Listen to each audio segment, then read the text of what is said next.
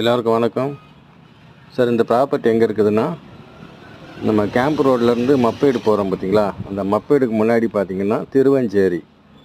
So நம்ம Bharat university, Lakshmi அம்மாள் college இதெல்லாம் வரும்.